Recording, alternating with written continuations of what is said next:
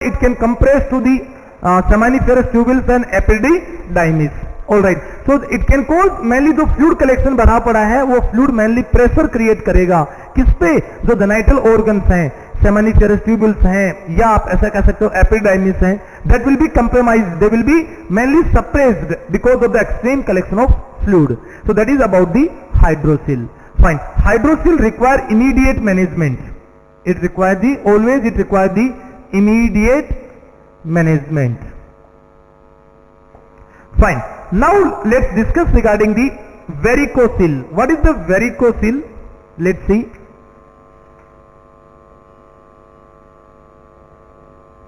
Varicocele का मतलब क्या हुआ? It is the excessive dilation of testicular vein. जो टेस्टिस की वेन थी, वेन्यूल्स और वेन्स थी, उन वेन का एक्सट्रीम डायलेशन हो जाना. The excessive dilation of the testicular vein is called as varicocele. अब क्या हुआ, पूरे टेस्टिस के चारों तरफ या टेस्टिस के अंदर क्या हो जाएगा, ब्लड पुलिंग हो जाएगा, ब्लड डिपोजिट हो जाएगा. जब वेन डायलेट होगी तो डेफिनेटली ब्लड पूरा वहीं पर वहीं रहेगा. So what will happen, there will be excessive pooling of blood.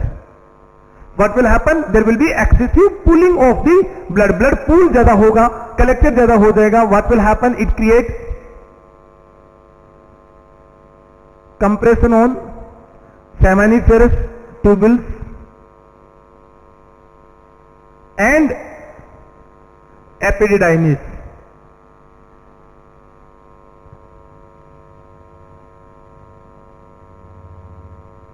Sperm pulled to one area. Sperm जो होंगे वो किसी एक एरिया में डिपॉजिट हो जाएंगे. मतलब सेमिनिफेरस ट्यूबल्स में छोड़ो, आप एपिडाइमिस की तरफ चलते हैं. अगर एक्सट्रीम वेनस डायलेशन हुआ तो क्या होगा, एपिडाइमिस का कंप्रेशन होगा, और जो बेसिकली एपिडाइमिस में जो स्पर्म है वो किसी एक एरिया में, जिस एरिया में कंप्रेशन है वहीं पे अटक जाएंगे पूरा, और ऑब्स्ट्रक्शन क्रिएट हो जाएगा. तो there is extreme sperm pulled into the one area of the epididymis. That is the main pathophysiological result of the varicocele. तो वेरिकोसिल में क्या हुआ, the entire vein of the testis are dilated. All right. उसके कारण क्या हुआ, जो भी बेसिकली एरिया थे, the excessive pulling of the blood, पूरा ब्लड टेस्टिस में कलेक्टेड हो गया, विनस ब्लड था, and it create the compression on the genital structures like epididymis, seminiferous, and because of that the sperm will be pulled to one area of the epididymis and that can lead to the infertility. उससे क्या होगा, sperm का आगे migration नहीं होगा, और जो भी स्पर्म है पहले से पड़े हैं एपिडाइमिस में वो उसी जगह पे ऑब्स्ट्रक्टेड होते चले जाएंगे, आगे वास्ट डिफरेंस की तरफ मूवमेंट नहीं कर पाएंगे. So that is the main defect in the varicocele. So guys, this is about the varicocele and hydrocele that can cause the infertility in the male.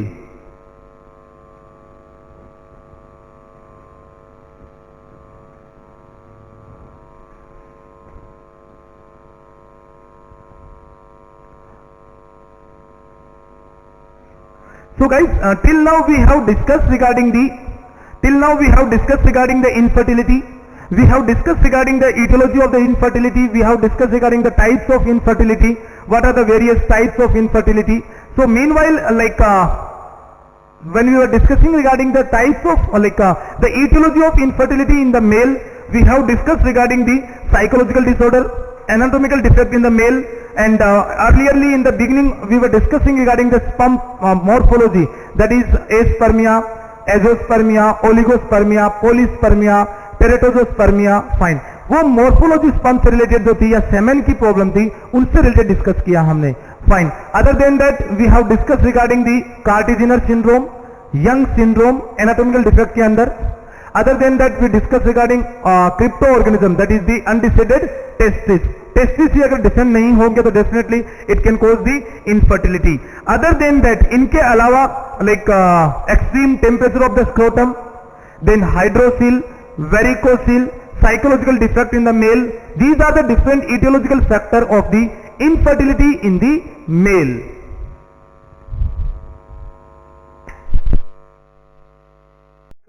We have already discussed regarding that etiology of infertility in the female.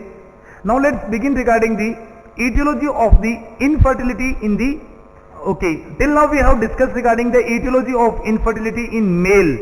Mail के अंदर infertility के क्या क्या कारण हो सकते हैं, वहां पर हमने anatomical defect, chromosomal abnormalities, environmental defect, psychological defect, neuroendocrinological defect, इन सब के बारे में हमने डिस्कस किया. Alright, now let's come to the etiology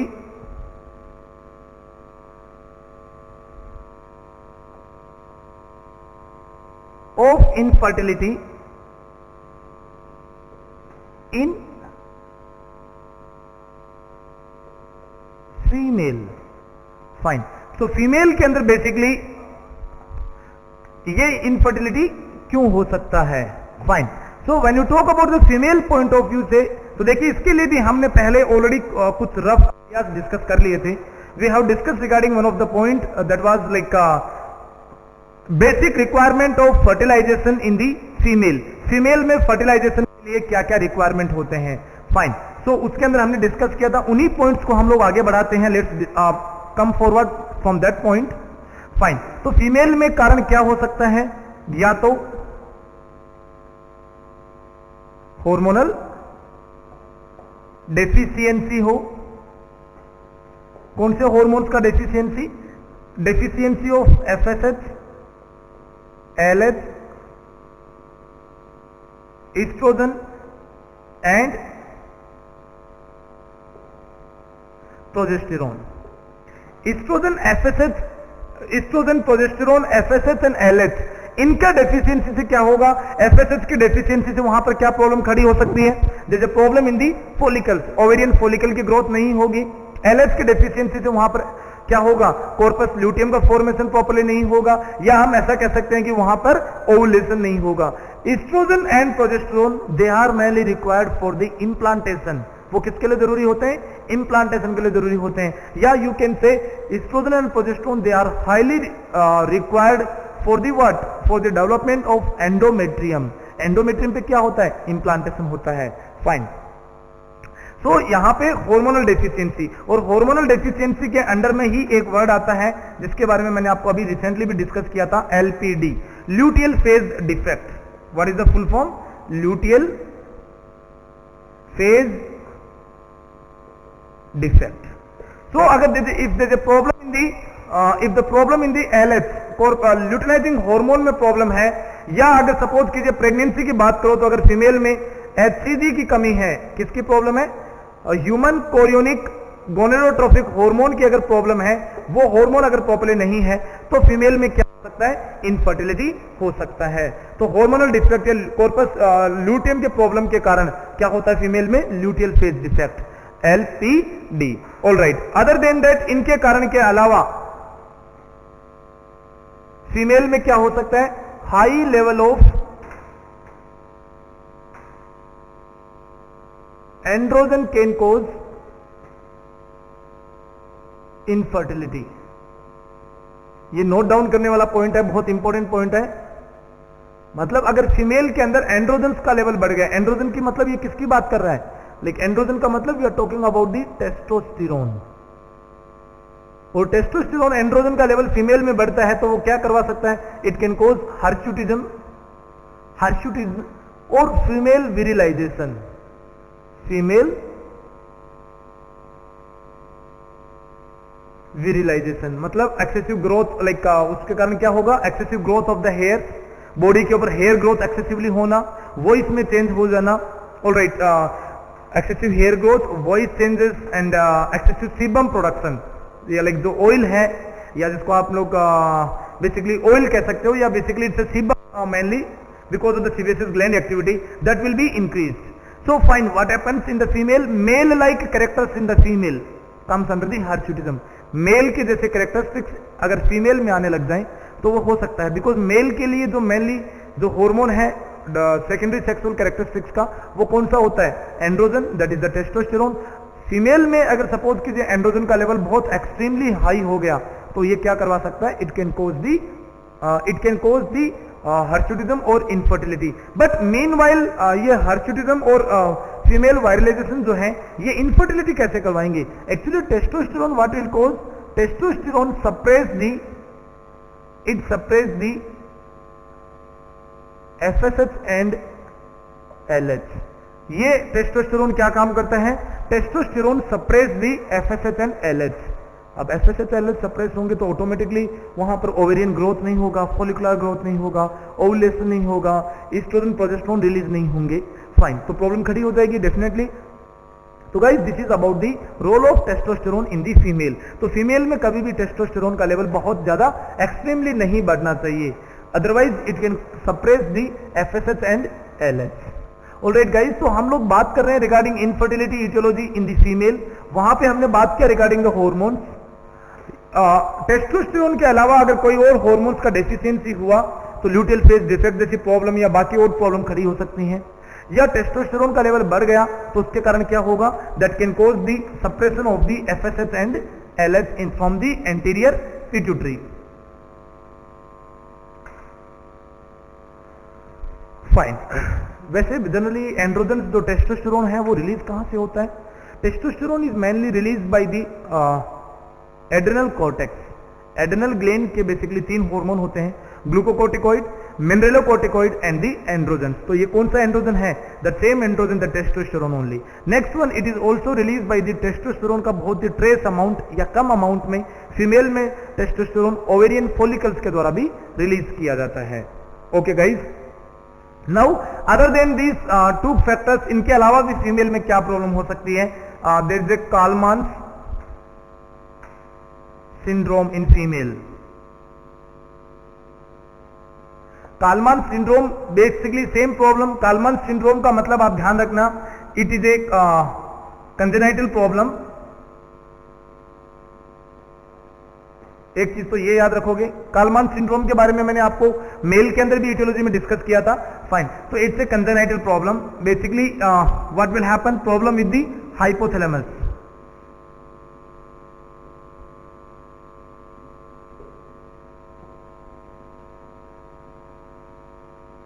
okay, hypothalamus या mainly anterior pituitary, mostly hypothalamus का प्रॉब्लम होगा। अब हाइपोथैलेमस में प्रॉब्लम है तो क्या होगा? GnRH का रिलीजिंग नहीं होगा, और GnRH की डेफिशिएंसी अगर होगी तो क्या होगा? FSH नहीं होगा, LH नहीं होगा, no ovarian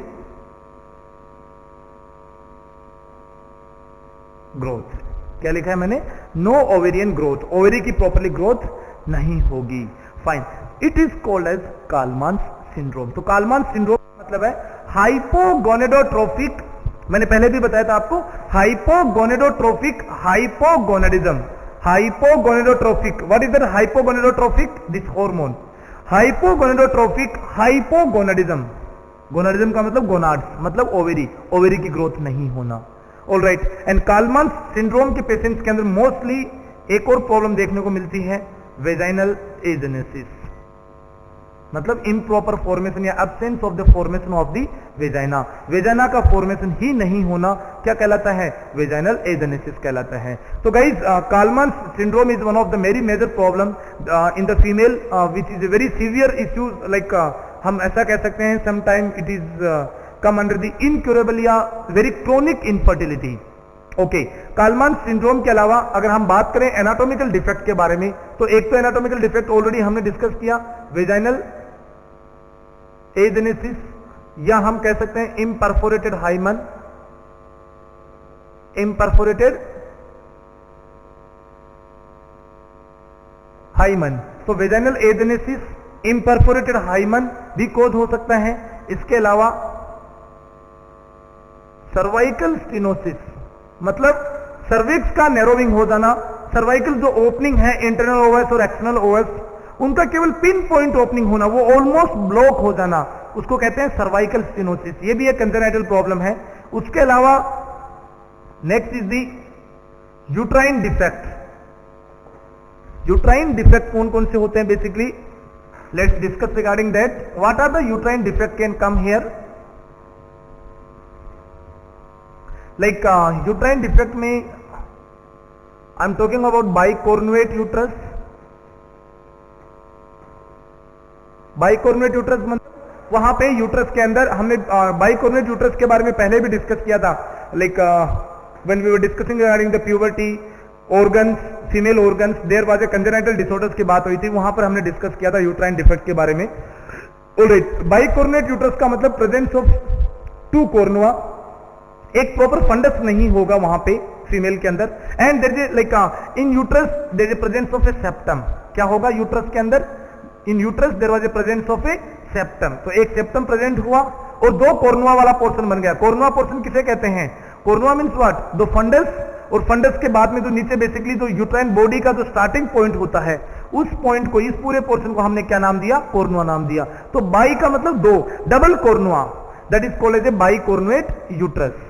fine. So presence of a septum and presence of a septum and that leads to two cornua in the uterus is called as a bicornuate uterus. Bicornuate uterus के अलावा एक और word आता है uterine didelphys. Uterine didelphys तो एक और ही बड़ी सीवियर प्रॉब्लम है. मतलब सीधी सी बात, पूरा एक सेप्टम. यूट्राइन डाइडेल्फिस का मतलब two fundus, two body, two cervix and two vagina, मतलब पूरे जेनिटल ट्रैक्ट के बीच में एक सेप्टम का प्रेजेंस होना, उसको क्या कहते हैं? Uterine didelphys. सबका नंबर डबल डबल हो जाना, that is the uterine didelphys. Double cervix, double vagina, then double uterine cavities, double fundus, everything come under the uterine didelphys. Fine. Other than that, अगर suppose कीजिए हम बोले adhesion of uterine walls, what is that? The adhesion of uterine walls के कारण क्या हो सकता है? यूट्राइन वॉल का एडेशन में क्या होगा? अगर सपोज जैसे इनकम्प्लीट एडेशन है, अगर एडेशन कैसा है? इनकम्प्लीट है, पूरी तरीके से यूट्रस की दीवारें आपस में चिपकी हुई नहीं है, तो हम उसको कहते हैं यूट्राइन साइनेकी. एंड अगर सपोज यूट्रस कंप्लीटली एडेशन है वहां पे, if there is a complete adhesion then it comes under the Asherman syndrome. ये किस में आएगा? एसरमैन सिंड्रोम के अंडर में आएगा. So the complete adhesion of the uterus is come under the Asherman syndrome and incomplete adhesion of the uterus is called as uterine synechiae. तो uterine adhesion is also one of the anatomical defect, one of the anatomical defect which can cause the infertility. Fine. उसके अलावा cervical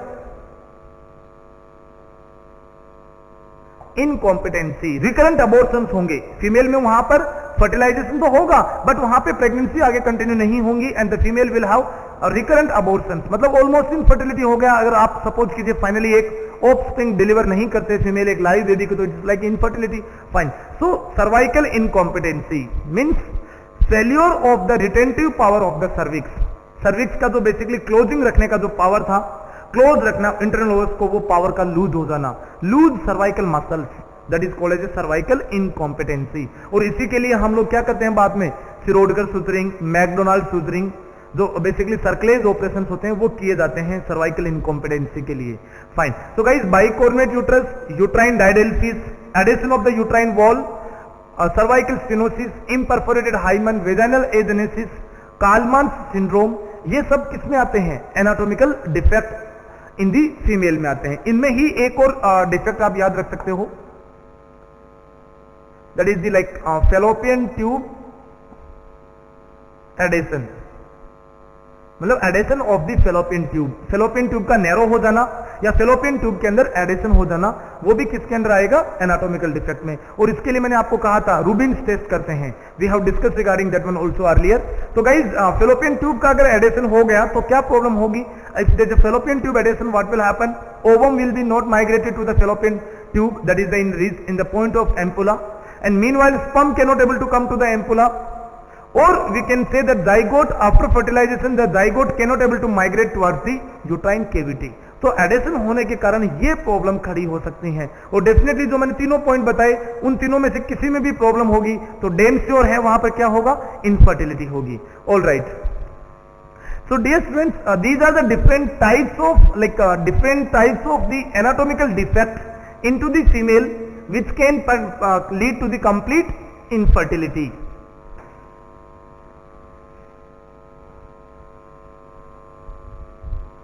So till now we have discussed regarding the hormonal issues, anatomical defect which can cause the infertility. Hormonal issues की जब हम बात कर रहे थे, मैंने कहा था FSH, एस्ट्रोजन, प्रोजेस्टेरोन, इनका डेफिशिएंसी होगा तो क्या हो जाएगा, वहां पे there is a infertility. Other than that मैंने कहा था कि जब एंड्रोजन का लेवल बढ़ जाएगा तो FSH को ये सप्रेस कर देगा, तो वो भी इनफर्टिलिटी हो सकता है. एक और चीज, इनफर्टिलिटी का एक और काज है due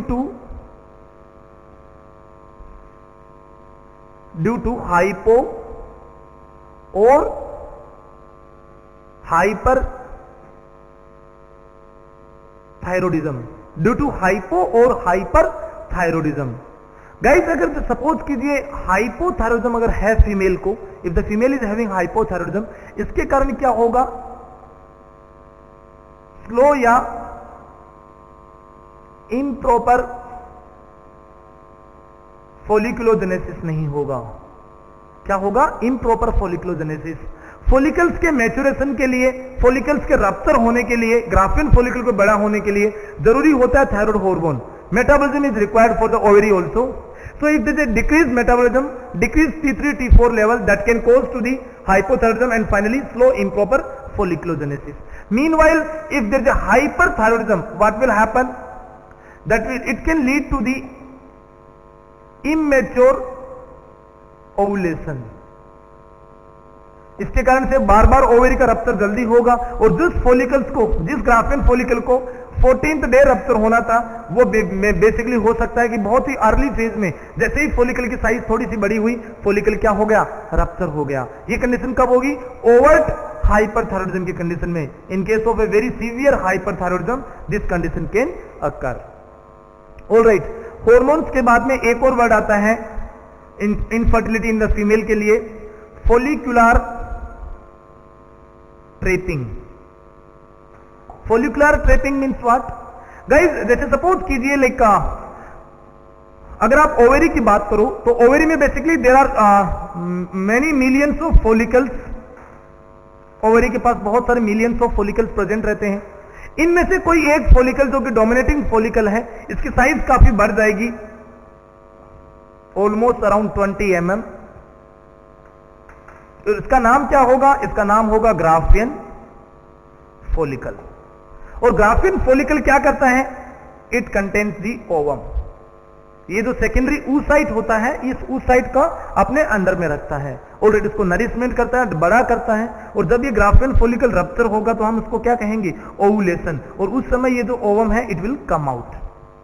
alright, fine. In case of follicular trapping what happens, देखिए बेसिकली से सपोज कीजिए ये ओवम यहां पर है जब इसका मैच्योरेशन हो रहा है, बट व्हेन द ओवम, जब ओवम को सपोज कीजिए बाहर आना होता है, व्हेनेवर देयर इज ओवुलेशन, जब ओवुलेशन होगा तो ovum will be somewhere near by the ovary wall.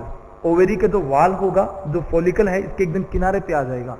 Now when near by the ovulation time, but some time अगर सपोज ओवम यहीं पर रह गया, पीछे की तरफ रह गया, what will happen, the Graafian follicle they will trap the ovum. वो क्या कर लेंगे, ट्रैप का मतलब पकड़ना, they will trap to the ovum. ये ओवम के साथ चिटिंग कर लेंगे और ओवम को यहीं पर होल्ड कर लेंगे, पकड़ लेंगे, and that is called as a follicular trapping. So what will happen, ovulation तो हुआ वहां पर, मतलब रप्चर तो हुआ Graafian follicle, but problem what will happen, जो ओवम था वो बाहर नहीं आ पाया, it was just trapped by the Graafian follicle. That word is called as a follicular trapping. हम इसको क्या कहते हैं, this is called as follicular trapping.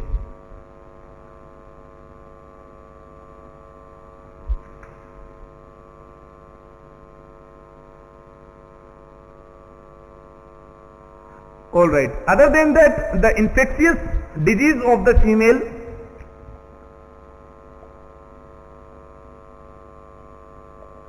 the infections in the female can cause the infertility.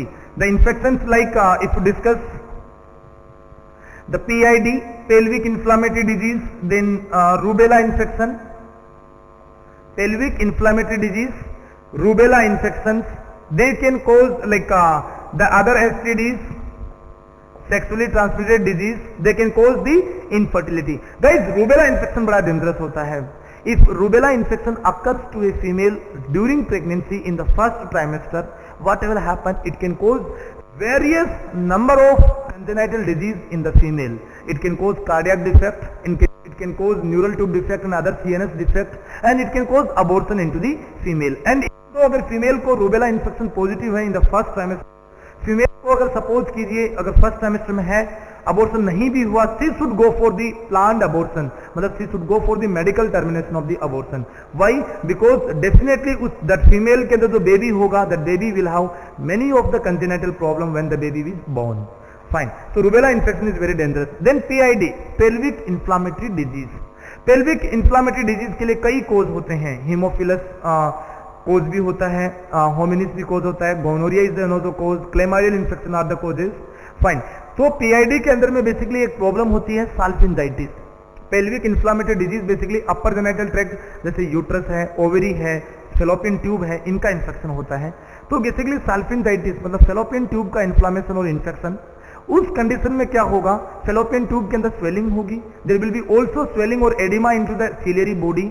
What will happen when the ciliary bodies are become oedematous, उनकी जो ciliary movement है या motility थी वो कम हो जाएगी. What will happen, it can cause the ectopic pregnancy. या तो इस केस के कारण ये ओवरी को जो ओवम रिलीज होता है उसको पिकअप नहीं कर पाएंगे फिम्ब्रई, या फिर अगर पिकअप कर भी के लिए फर्टिलाइजेशन हो गया, there is chance of ectopic pregnancy.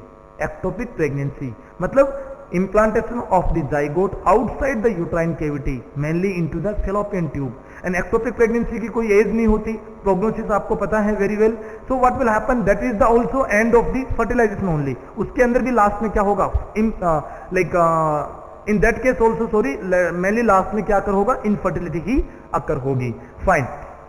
So the infectious disease in the female are also very very dangerous. Fine. Other than that, some of the bad habits,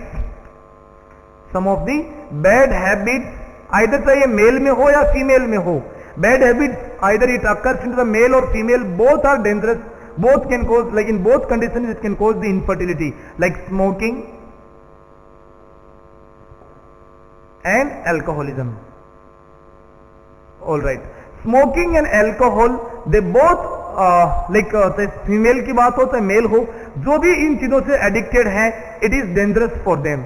the smoking and mainly जो smoking होता है, it can cause the motility, decrease motility of the sperm, sperm का movement है उसको कम कर देगा. It also decrease the number of sperm. And alcoholism के कारण से बेसिकली प्रॉब्लम मेल में अगर बात करूं तो मैं प्री इजाकुलेशन या अब्सेंस ऑफ इजाकुलेशन की प्रॉब्लम हो सकती है in the male. So alcohol, smoking both are dangerous for the male और इवन दो फीमेल के लिए भी. अदर देन दैट सपोज कीजिए ड्रग एडिक्शन या opioid addiction. Opioid addiction, then chemotherapy and radiation therapy, they also can cause the infertility. Radiation therapy या chemotherapy के कारण क्या हो सकता है, ओवरीज के अंदर जो फॉलिकल्स है उनका नंबर कम हो सकता है, या इंपेयर्ड फॉलिकुलोजेनेसिस हो सकता है, या ओवरी की एट्रोफी भी हो सकती है. टोटल जो एट्रोफी ओवरी है उसकी साइज श्रिंक होकर छोटा सा ओवरी बन जाएगा, मतलब ओवरी खत्म के समान हो जाएगा, बिकॉज ऑफ द रेडिएशन और because of the chemotherapy. Mainly because of radiation होता है. इसीलिए अगर कोई यंग फीमेल है, any female who don't have the baby, या सपोज अनमेरिड फीमेल है and if she has to go through the radiation for any of the cancer purpose, जब radiation के अंडर में जाएगा तो usually the doctor suggest them, जो oncologist होता है, they suggest to that female she should go for the ovum preservation. She has to preserve the ovum. Otherwise क्या होगा, रेडिएशन के बाद में ओवेरी तो खत्म हो जाएगा, हो सकता है खत्म हो जाए बिकॉज ऑफ द रेडिएशन, और क्या होगा, फीमेल में फ्यूचर के लिए परमानेंटली इनफर्टिलिटी हो जाएगी. सो एटलीस्ट फ्यूचर में वो फर्टिलाइज हो जाए through the help of some assisted devices, by the help of some external support, but at least ovum can be preserved. So they will always advise the female for the ovum preservation therapy. Fine. So guys, opioid addiction, drug addiction into the male or female, alcoholism, smoking, chemotherapy and radiation therapy are also harmful. ये mail और female दोनों के लिए नुकसानदायक होते हैं, and they can cause to the defected sperm or they can cause to the defected oogenesis.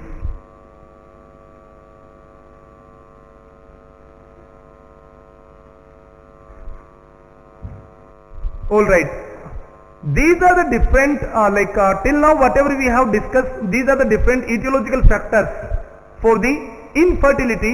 These are the different etiological factors for the infertility in the male or female. Fine. Now we will discuss regarding the diagnosis of infertility.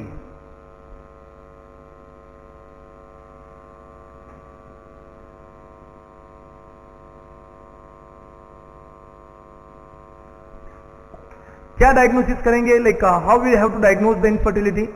For infertility the very much most important diagnosis that is very very important, that is the history collection.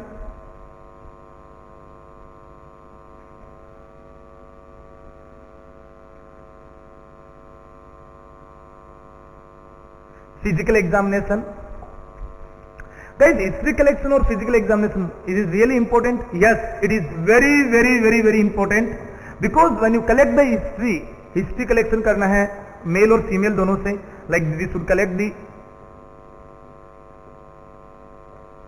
Sexual history. Male और female जो हैं, जो partners हैं, उनकी sexual history collect करनी है. Like do they have some sort of psychological problems, do there is a pre ejaculation, post ejaculation और any excitement problem, उसकी हिस्ट्री के बारे में we should collect them. Like and then frequency of coitus, how frequent they are having the unprotected coitus, उसके बारे में history collect definitely करना है. मीन्स जो फीमेल है और जो पार्टनर है, फ्रॉम हाउ लॉन्ग, कितने लंबे समय से they are doing the unprotected coitus, उन सब के बारे में हमें हिस्ट्री कलेक्ट करनी है. We should collect the like from male और फीमेल से हमें कलेक्ट करनी है उनकी लाइफस्टाइल के बारे में. Lifestyle means either they are smoker, they are drug addicted or they are having the alcoholism problem addiction, उसकी हिस्ट्री भी हमें कलेक्ट करनी जरूरी होती है. और इन द फीमेल पॉइंट और मेल पॉइंट ऑफ व्यू से we should collect the any infectious history, like infections of the like orchitis infection, mumps infection. Female में any history of the PID, that we should collect from the male और female. Fine. Other than that, इनके अलावा like we should go for the physical examination also. Physical examination, why it is important? Because physical examination के through we will check in the female. अगर female की बात करें, we can check the vaginal agenesis, imperforated hymen, उन चीजों को हम diagnose कर सकते हैं. अगर मेल की बात करूं तो मेल में हाइड्रोसिल, वेरिकोसिल, हाइपोस्पार्डियासिस, अनडिसेंडेड टेस्टिस, ये कुछ ऐसे इश्यूज हैं जिनको directly with the physical examination और इंस्पेक्शन के थ्रू ही हम लोग डायरेक्टली डायग्नोज कर सकते हैं. तो इन चीजों के डायग्नोसिस के लिए, कंजेनाइटल अनोमलीज के डायग्नोसिस के लिए we should go for the physical examination. अब अगर डायग्नोसिस की बात आती है in the case of male, तो मेल में हम लोग क्या चीजें डायग्नोज करेंगे? मेल के अंदर एक तो हमें मेल का hormonal profile, very very important. Hormonal profile के अंदर FSH, LH and testosterone, very very important, testosterone. We should go through the testosterone level. We should check the testosterone level. Fine. तो hormonal profile हमें check करना है. Other than that, we should go for the semen analysis. ऑर्किडोमीटर के द्वारा we should check the diameter of the testis also. Testis का diameter check करना है. And we should go for the semen analysis. Semen analysis में हम लोग क्या check करेंगे? We will check the number of sperm के नंबर चेक करेंगे. Alright. Other than that we will check the chemistry of semen. Chemistry का मतलब हम यहां पे चेक कर रहे हैं उसका pH के बारे में एंड वॉल्यूम के बारे में. We are checking the semen की pH, सेमेन की volume, and we are checking the fructose level. जो फ्रक्टोज है उसका लेवल चेक करेंगे. Fine. These all things we need to check under the semen analysis. तो सेमेन में हमें उसके अलावा we should check the number of sperm, we should check the total motile sperm, कितने स्पर्म हैं जो मोटाइल हैं, that also we should check. Fine. Other than that like these are the basic things. Fructose values is very very important. We should check the fructose values, because if the decrease in the fructose level, definitely sperm की motility जो होगी वो defected होगी. Fine. तो semen analysis we should go through that. Fine. Like in the male point of view से, like these are the most important basic things, hormonal profile and hormonal profile के अलावा semen analysis. If you talk about the female point of view, like from the female point of view से क्या चीजें important हैं, like what are the basic things we should check in the female. एक और चीज याद रखना, male के अंदर in the male point of view से we should go for the some time testis biopsy. For the diagnosis of infertility, the testis biopsy is sometime required.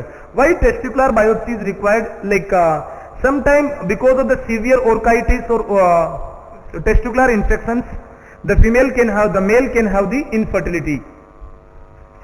So the testicular biopsy के लिए जो testicular जो specimen होता है, the sample should be collected in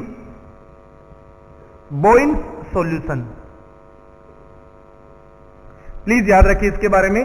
means usually like हम लोग formalin में या सपोज कीजिए नॉर्मल सेलाइन में जो हम लोग बेसिकली स्पेसिमेन कलेक्ट करते हैं, यहाँ पे टेस्टिकुलर बायोप्सी के अंदर जो टेस्टिस की जो स्पेसिमेन लेंगे, tissue specimen, that should be collected in एक स्पेसिफिक, एक केमिकली आप मीडिया बोल सकते हो, Bouin's specimen. All right, it is very very important. अब बात करते हैं फीमेल के पॉइंट ऑफ व्यू से. For the female point of view से हम लोग डायग्नोसिस के अंदर इनफर्टिलिटी में क्या क्या चीजें कर सकते हैं. We have to go through the USG. Why USG is requirement? USG and laparoscopy. With the help of USG you can diagnose the, with the help of USG you can diagnose the anatomical defect, like as I discussed regarding the uterine didelphys, then bicornuate uterus, Asherman syndrome. All right, so इन सब के बारे में, या uterine साइनेकी, इन सब के जो anatomical defect हैं, या vaginal agenesis, then Kallmann syndrome, जो जितने एनाटॉमिकल डिफेक्ट हमने डिस्कस किए थे, that we can discuss through the USG and the laparoscopy. Laparoscopy के द्वारा बेसिकली आप ओवरी के बारे में ज्यादा डायग्नोसिस कर सकते हो, या with the help of laparoscopy you can go for the fallopian patency. जो फेलोपियन ट्यूब है उसकी आप पेटेंसी चेक कर सकते हो. Fine. So other than that diagnosis of the female in the infertility, USG, laparoscopy, then hormonal profile, very very important for them. Hormonal profile में आप क्या चेक करोगे? We will check the FSH, LH, oestrogen,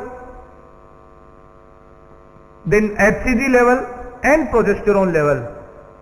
Should we check the testosterone level in this case? Yes, definitely. For the female also we should check the testosterone, because the high testosterone in female can cause infertility. अगर testosterone ज्यादा होगा तो वो क्या करेगा? It will suppress the FSH and LH level. So we should check the androgen level also in the female. Fine. So guys, basically when you go through the okay, एक और चीज वेरी वेरी इंपॉर्टेंट है यहां पे regarding the diagnosis of infertility in the female, that is the cervical mucus examination and the basal body temperature. ये basic investigation में आता है फीमेल के अंदर initially, like basal body temperature, इसको बीबीटी के नाम से जानते हैं, basal body temperature. It means that when you are diagnosing the infertility, you should check the female basal body temperature. See what happens, like when you see the graph into a female, when a female in the childbearing age, when the female have normal menstrual cycle, what happens, like temperature will have a graph like this.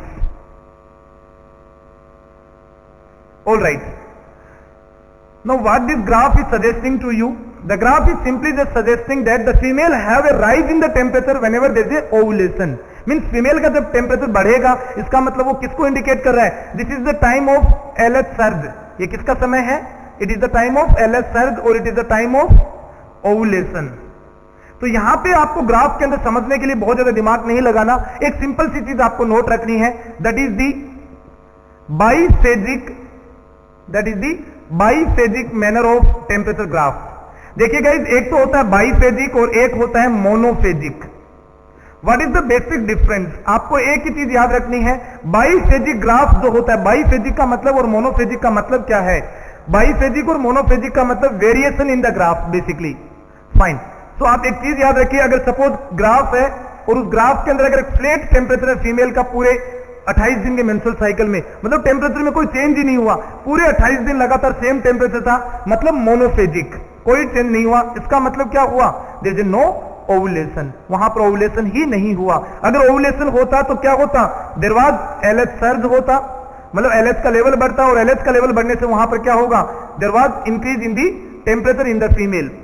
और क्या होता है? जैसे around 25 days के आसपास, 25th day of menstrual cycle के आसपास क्या होता है, वापस वो टेम्परेचर पूरा अचानक से फ्लैट हो जाता है, बिकॉज वहां पर एलएच का लेवल वापस कम हो जाता है। अब अगर सपोज टेम्परेचर में ऐसा वेरिएशन आया, मतलब ये बाइफेजी ग्राफ था और ये किसको इंडिकेट कर रहा था, it was indicating the ovulation.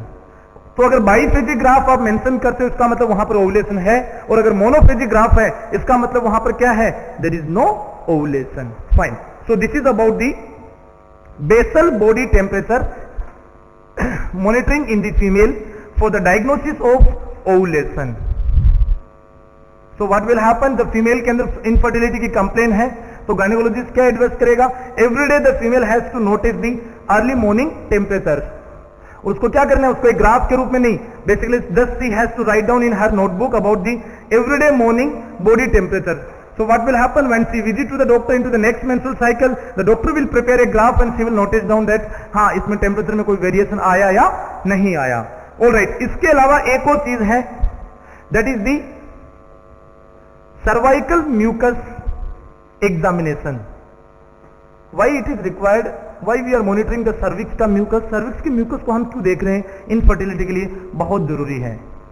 हमेशा ध्यान रखना, इसका बहुत बड़ा रिलेशनशिप है, एक जैसे हार्मोन होता है प्रोजेस्टेरोन, कौन सा हार्मोन, प्रोजेस्टेरोन। ये प्रोजेस्टेरोन सर्वाइकल ग्लैंड्स को बहुत ज्यादा इफेक्ट करता है, कौन सी ग्लैंड्स को, सर्विक्स की ग्लैंड्स को। सर्विक्स की ग्लैंड जो होती हैं ये हाई अमाउंट में क्या प्रोड्यूस करती हैं, ये हाई अमाउंट में म्यूकस का प्रोडक्शन करती हैं। नाउ व्हाट हैपेंस, प्रोजेस्टेरोन कौन से दिन रिलीज होता है, प्रोजेस्टेरोन का पीक डे है 21st day of menstrual cycle.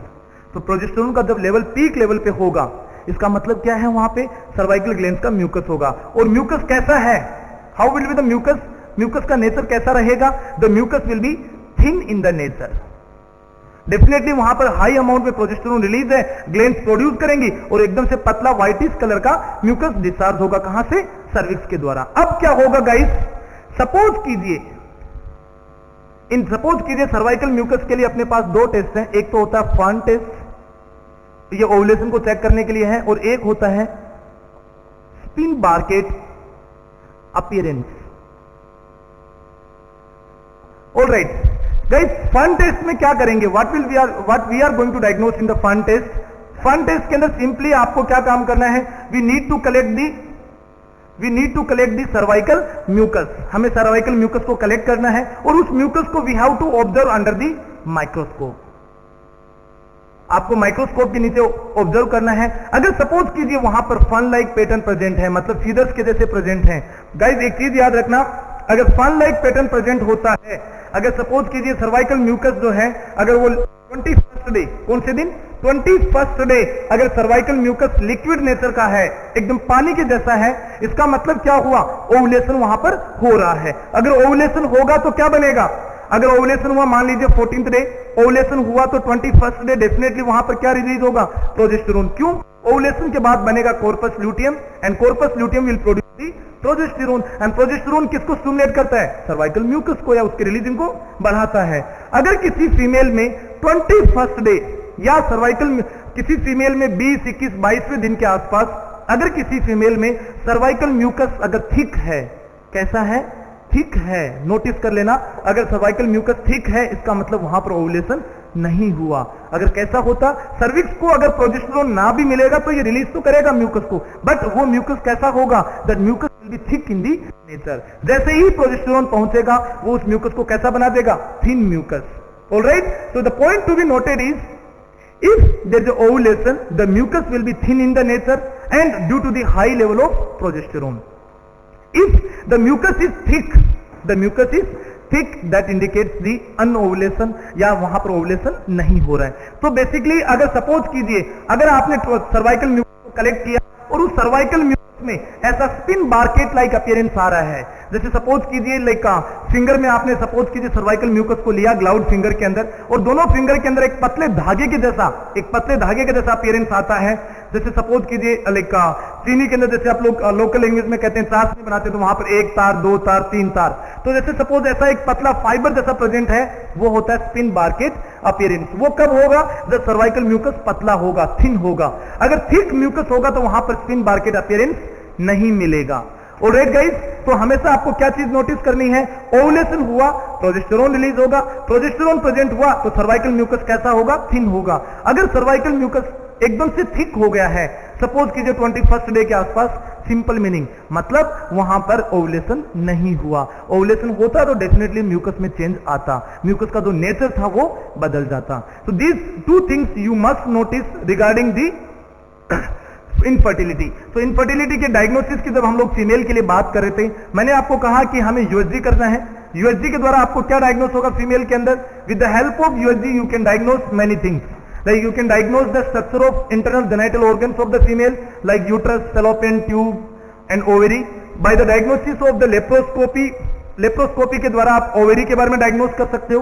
With the help of leprosy आप एक्टोपिक प्रेगनेंसी को डायग्नोस कर सकते हो।